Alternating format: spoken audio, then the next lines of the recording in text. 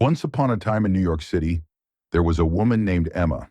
Emma didn't have a home, and she spent her days sitting on a park bench, hoping for a better tomorrow. She wasn't always homeless. Emma had dreams of becoming a writer, but life had been tough, and she had no one to help her. One cold winter evening, a man named Daniel walked by. Daniel was a billionaire. He owned tall buildings, fancy cars, and lots of shiny things, but he was lonely. He wanted someone kind to talk to, not someone who only cared about his money. When Daniel saw Emma, he noticed her warm smile, even though she was wearing an old coat and had a small bag with all her things. "Hello," he said, sitting down beside her. "I'm Daniel. What's your name?" Emma looked up, surprised. Nobody had talked to her like that in a long time. "I'm Emma," she replied. Daniel and Emma started to talk. They talked about books, dreams, and life. Daniel was amazed at how smart and kind Emma was. After some time, Daniel said, "Emma, I have a strange idea. Would you pretend to be my date for a party tomorrow? I'll pay you, and you can have a nice dress and food." Emma was shocked, but curious. "Why would you want me to be your date? I'm just a homeless woman." Daniel smiled. "Because you're real, Emma. You're different from anyone I've ever met." Emma thought about it and said, "Okay, but only if I can keep the dress after." Daniel laughed. "Deal." The next day, Emma was taken to a fancy store where she tried on beautiful dresses. She couldn't believe how she looked in the mirror. For the first time in years, she felt special. At the party, everyone stared at Emma and Daniel. "Who is she?" people whispered. Emma felt nervous, but Daniel stayed by her side and told her she was doing great. Then something surprising happened. Daniel took a microphone and said, "I want to make an announcement." Everyone turned to look. Emma's heart raced. Daniel smiled at the crowd and then looked at Emma. "This woman beside me is more than just my date tonight. She's someone who has shown me what kindness and strength look like. Emma, you've changed how I see the world." The room fell silent. Emma's eyes widened as Daniel reached into his pocket and pulled out a small velvet box. Her heart pounded louder than ever. "Emma," Daniel continued, "I know this might seem sudden, but would you give me the honor of spending more time with you? Will you be my girlfriend?" Gasps filled the room, and Emma's hands trembled. She stared at Daniel, unsure if this was all a dream. The crowd waited, their eyes fixed on her. Emma finally took a deep breath.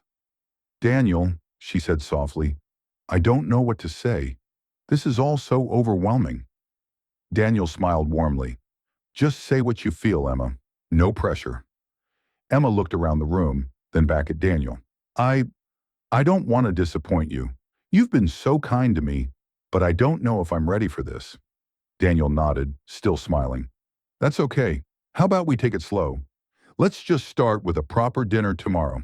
No fancy parties, no cameras. Just you and me." Emma's lips curved into a small smile. "I think I can do that." The crowd, still watching, began to clap softly. Daniel helped Emma down from the stage and whispered, "Let's get out of here. I think we've had enough excitement for one night." They stepped out into the crisp night air, and Emma took a deep breath. For the first time in a long time, she felt hopeful. Daniel led her to his car, a sleek black limousine. As the car drove through the city, Emma stared out the window, watching the bright lights and bustling streets. "Where are we going?" Emma asked curiously. "Someplace quiet," Daniel replied with a smile. "I think you'll like it." The car stopped in front of a small, cozy diner. It wasn't anything like the grand party they had just left. Emma felt a wave of relief. Inside, the warm smell of pancakes and coffee greeted them. Daniel pulled out a chair for Emma and sat across from her. "So, Emma," he said, "tell me about your dreams. What do you want to do in life?" Emma hesitated, then said, "I've always wanted to be a writer. I love telling stories that can inspire people, but it's hard to dream when you don't even know where your next meal is coming from." Daniel listened intently. "What if I told you that your dreams aren't as far away as you think? You're strong, Emma. I see it in you, and I want to help you." Tears welled up in Emma's eyes. "Why are you doing this for me? You don't even know me." Daniel reached across the table and gently held her hand. "Because everyone deserves a chance, Emma, and I think you're going to do amazing things." The waitress came by and placed 2 steaming plates of pancakes on the table. Emma couldn't remember the last time she had a warm meal. She picked up her fork and took a small bite, savoring the taste. "These are the best pancakes I've ever had," Emma said, smiling through her tears. Daniel chuckled. "Emma, I want to help you get back on your feet," Daniel said. "Tomorrow I'll introduce you to someone who can help you with your writing. I know a publisher who loves discovering new talent." Emma's eyes widened. "Are you serious? You really think I could do it?" Daniel nodded. "I don't just think you can do it, Emma. I know you can." For the first time in years, Emma felt a spark of hope. She didn't know what the future held, but for now she decided to trust Daniel and take a step toward her dreams. The next morning, Emma woke up in a small guest room Daniel had arranged for her at a modest but comfortable hotel. The soft bed and warm blankets felt like a dream. She stretched and looked out the window, watching the city come to life with people rushing to work and cars honking in the streets below. A knock at the door startled her. "Good morning, Emma," Daniel said when she opened the door. He held 2 cups of coffee and a bag of pastries. "Ready for the big day?" Emma smiled nervously. "I think so. I'm still trying to believe all of this is real." "It's real, and today is just the beginning," Daniel assured her.